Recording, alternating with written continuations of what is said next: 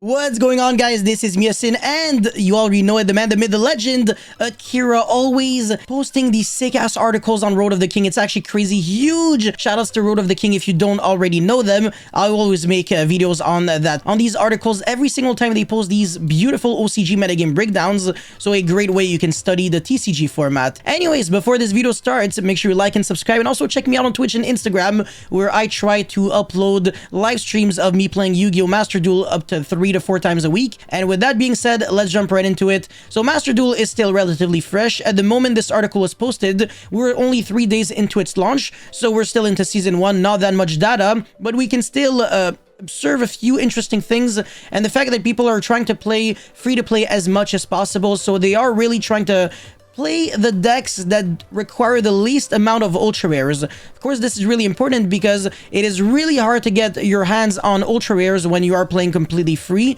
since these cards are extremely limited. Even the super rares are relatively difficult to get, and usually these cards, you need them as 3-ofs in your deck. Anyways, apparently the best starter deck to start off with would be the Link Generation starter deck, and the reason for that is because there is a staple in the form of Link Spider, which is very, very good in Eldritch, since you can turn your continuous trap cards into Link Spider to get them in the grave, so during the end phase you can banish them and set your Scarlet Sanguine, etc., which allows you to summon Eldritch the Golden Lord, instead of having to rely on crashing the trap and then banishing it. So Link Spider is a pretty good card, and even in other decks, Link Spider is a very good card. All right, and also another thing that you have to know is that this is like a weird OCG ban list for like since a while. I think what is this, 04 whatever. Yeah, so Zodiac not necessarily the best right now because Rat is banned and Zeus is limited. And Barrage is banned, by the way, so you basically only have your normal summon and that's it. Even Mystic Mine is banned, interesting enough, and Dragoon is banned. So a lot of decks are completely different from like the OCG right now, but at the same time, it's completely different from the TCG because there is Maxi and there's also VFD and other banned cards such as Lawn Mowing, Rongominiad, etc. Anyways, the most played decks in the meta right now, of course, unfortunately with a relatively small sample size, would be Eldritch, Drytron, Virtual World, Lyrilusk, and Travergate. Most likely Lyrilusk Travergate, which is just one deck, but at the same time, Travergate Pure is also a deck that is seeing a lot of play. So Eldritch is the most popular deck because you do not need that many ultra rares for the core of the deck, and I want to say the majority of them are not even needed since they are in the extra deck, and you don't really need an extra deck that much because the majority of it, exactly as it is explained here, are just fodder for Pot of Prosperity and Pot of Extravagance, which, by the way, even though they're very powerful cards, they're just super rare, so you don't have to blow your credit card and your money on getting the pot cards, just like you would in real life. Feels kind of refreshing. But yeah, so you don't really need to spend that much for Eldritch. It's very budget friendly for people who have a $0 budget and want to play you know, tier 1 decks. And apart from that, Drytron, Virtual, and Travergate could set up a winning board right on the first turn. And the thing is, there's no best out of 3, it's a best out of 1. So if you go second against these decks, chances are you're pretty much immediately going to die before you even get a chance to play your first card, because you're going up against like 7-8 negates sometimes against Drytron. That's just the nature of triple Benton with Ava and all that bullshit, which is ridiculous cancer.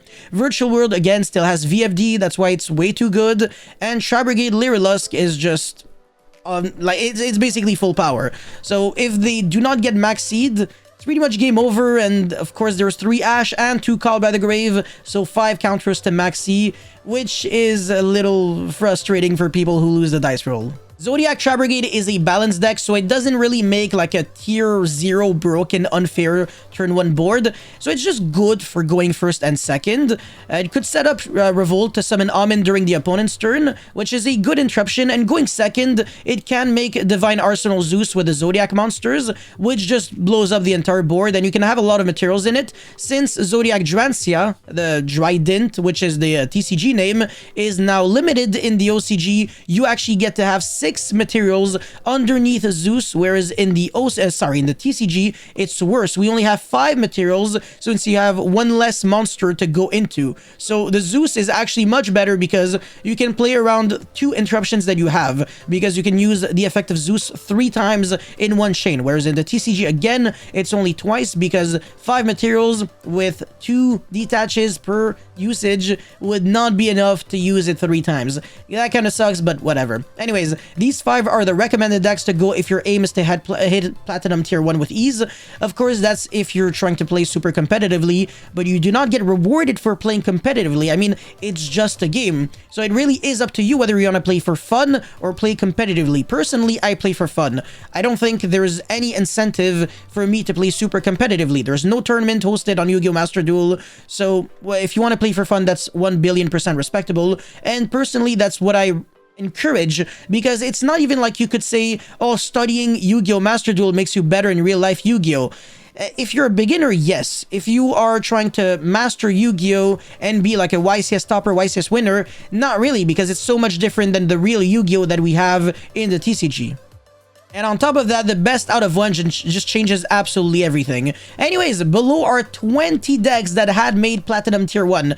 Very interesting, and these decks are absolutely nasty. Rarity of the cards are shown to make it easier to consider the difficulty of acquiring cards when building the deck, and that is also something that I will comment on. So let's get into the first deck.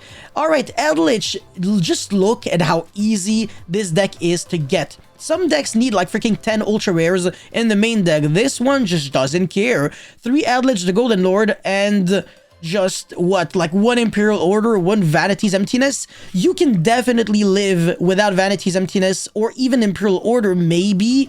And you only need 2 Eldritch, the Golden Lord. So if you can only afford 3 ultra rares, you are good. You're completely fine. It's fine. You really don't need that many ultra rares. So if you're on a super tight budget with your gems, and you only need like you only have super rare currency with normal and rare, you're completely fine to go, because the extra deck is just a joke. The majority of these cards you simply do not need. So that's it for the Eldritch deck. Very, very easy to get, and it's ridiculously powerful. It makes a lot of interruptions going first, of course, and going second if you main deck Lava Golem, because you do not have side decks. Well, you can literally just destroy your opponent that way. So pretty cool. And now the second deck is Drytron. Makes so many negates. Main decks Lightning Storm, Ash, and Maxi, which lowers down the consistency, but the deck has a lot of starters, so I guess that's fine in a way. But yeah, if you go first in the deck, it's basically a 100% guarantee that you kill your opponent, because the amount of negates you can make is ridiculously absurd. I want to say it's around 6 negates on average, if not more. So very, very scary. If you lose a dice roll against Drytron, you most likely lose. Virtual World, relatively similar, but it depends on what deck you're playing. So if you are playing Eldritch, you might grind against the VFD, because that doesn't really kill you, especially if your opponent doesn't call the light attribute. Then you can go Eldritch the Golden Lord from hand effect to send something your opponent controls, because VFD only covers every monster on the field, but in the hand or graveyard or deck or banished, it only covers the declared attribute. So that's kind of different. Yeah, VFD is still very, very good, but not against the trap heavy decks. So game 1, if your only win condition is VFD and nothing else, then you're not winning the game. Even the core of Virtual World is super cheap, so 3 Nyan Nyan and 3 Lulu, which are super rare, and then the other Virtual World monsters are just rare and normal. Then Desires is super rare, King Long, rare, Chuche, rare, Zuanhu, normal. Emergency Teleport is super rare, but you honestly do not need Triple Tactic Talents and Call by the Grave, and even Crossout. I wouldn't even play Crossout even if they were free, so you can take that away. Call by the Grave, I guess it's a good one. Triple Tactic Talents, it's just like a flex card. Nothing forces you to play the card. And Maxi and Ash, I mean, I feel like every single human on Earth should already have these cards anyways, so I won't even consider them as ultra rare cards, because your deck already should have them. Yeah, and for the extra deck, whatever, I mean, even there, not that many ultra rares that are absolutely needed. Some of them you can live without Juju, most likely, if you really cannot afford it. Constellar Ptolemy is a good one, but whatever. It's like borderline if you can live without it, but you can't live without Zeus and VFD. So that's that. And yeah, you definitely cannot live without Shen. Maybe without Soulkin and Crystal Wing, but I wouldn't recommend it. Alright, Travergate Lyrilusk, another very good deck, and this one is dirt cheap. Like, this is absurd, but every single Lyrilusk monster and the Travergate monster is super rare or below. I mean, Celeste is super rare, and from what I can see, every card here is normal, Beryl Canary is rare, Fractale is rare, and Kit is rare. Apart from that, Cheap City, Maxi, Ash, Imperm, you should literally already have those cards. Tenki is just a super, Bird Call just a super, and a lot of people were pulling this card left and right and up and down, so very easy to get your hand on these cards. They are available in the Stalwart pack, which gives you a lot of staples as well. So if you buy 10 of the Stalwart pack, you might just already have like half of the deck. And then all you're really going to be looking for would be the staple cards. And that's it, that's all. So if you're on a super tight budget with your gems, again, this deck is fantastic for you. And it's very good. It's not just like it was, oh, a budget option, whatever. No, it's a good tier 1 competitive, legit, clean deck that doesn't ruin your bank account. Alright, Zodiac Travergate, another decent one, but very similar to Travergate Lyrilusk, so I will not go over it. All of the deck lists are in roadoftheking.com, so make sure you check them out, as always. Pure Zodiac is a deck that I personally recommend a lot. I think the deck is overpowered, definitely tier 1 level. I just don't care what people say. This deck is ridiculously good. It has Drancia, so many hand traps, you only need one card to play Yu-Gi-Oh! It has a good recovery game, everything about it is great. Now, Phantom Knight is a good deck, but not an unfair deck. I mean, it can't really play with Dagda, but it can play with Rongominiad. Very terrifying. So, there is a combo, unfortunately, where you can Rongo your opponent with like 5 materials, because you can pop your Break Sword with the Rusty, and then revive back 2 monsters, make a rank 4 monster, well, the Rongo, and then you make Gossip Shadow, you attach all the materials, and ta-da! There you go, a 5 material Rongominiad, your opponent loses. So, very, very scary. And of course, Rongo in a game 1 is FTK. It's literally just game. Your opponent can't do anything. Your opponent can't Kaiju or Lightning Storm or whatever. So this is very, very freaking terrifying. Alright, Madolche, another pretty interesting deck.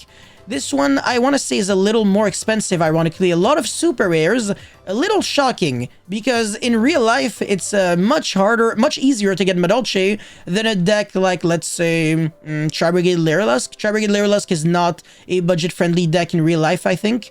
There are a lot of extra deck cards also that are quite expensive. But yeah, Madolche, it's kind of cheap in real life, but in this game, it's much harder to get. And 3 Gala Souffle, so many more other ultra rare cards, so I would recommend staying away from this deck if you're on a budget.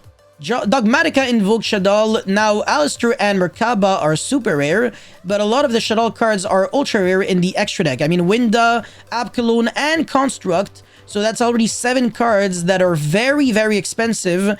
So, personally, I don't know if I would really go with this deck if you're on a budget, but yeah, it's a very good deck nonetheless. Definitely tier 1 status. Prank Kids, also relatively cheap from what I can see.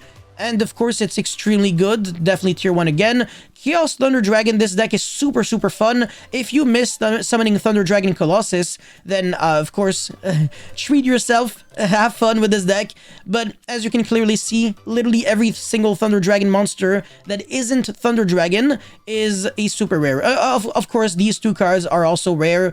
But yeah, I mean, for the most part, you're spending a ridiculous amount of money on super rares and ultra rares, so I don't know if I'm a super big fan. Dragon Maid is a relatively cheap one, but the extra deck is what seriously annoys me, because if you're trying to play Pot of Extravagance, you need 3 Sheu and 3 House Dragon Maid, which is way, way, way too much in just ultra rares that you might never summon more than once in one game. So if you want, you can make this deck cheaper by playing 3 Prosperity instead of Extravagance, and then you can only play 1 of each, and that already saves you like 4 ultra rares. Then, of course, we have Salamangrate. You can play either with Buffalo or Lady Debug. It depends which one is cheaper. I actually think Buffalo is a better card than Debug. So if Buffalo is lower than super rare, please, please play with Buffalo.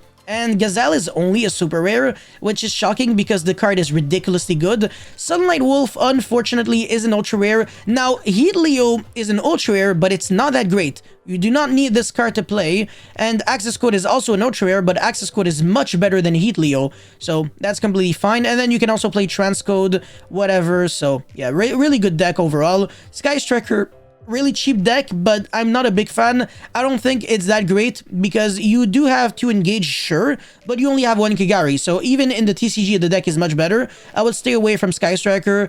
Ignister is great. If you go first and you summon the big towers and your opponent doesn't have an out to it, you immediately win the game on the spot. Now, Code Talker, another fantastic deck.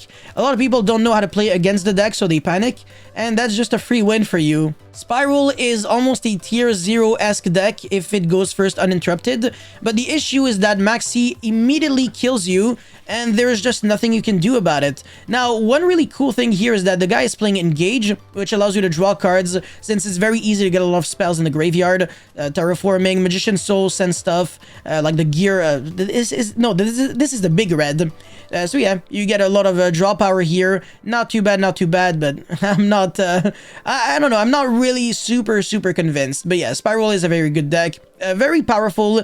Not too sure about very consistent though. You don't really play that many, like, actual Spiral cards. One Quick Fix, one Drones, one Double Agent, one, like, Last Resort, Double Master Plan, one Sleeper, and that's it for the monsters. It's very fragile, I want to say.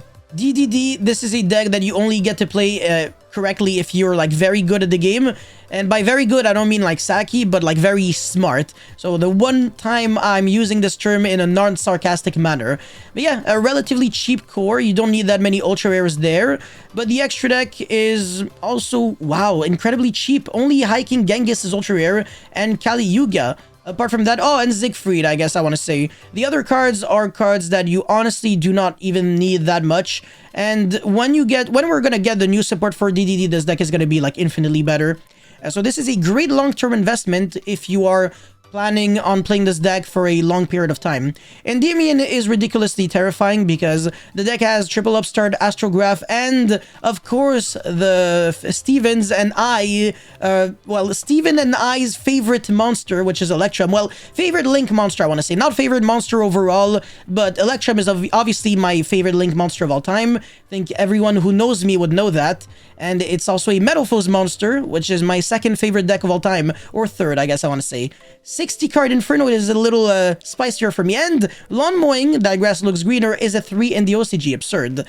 Yeah, anyways, even Magician is a good deck, and that's pretty much it. So that's it for these deck list. I really hope you guys were able to enjoy and learn a thing or two. Let me know in the comment section what you think of all of that, and I'll see you guys next time. Peace.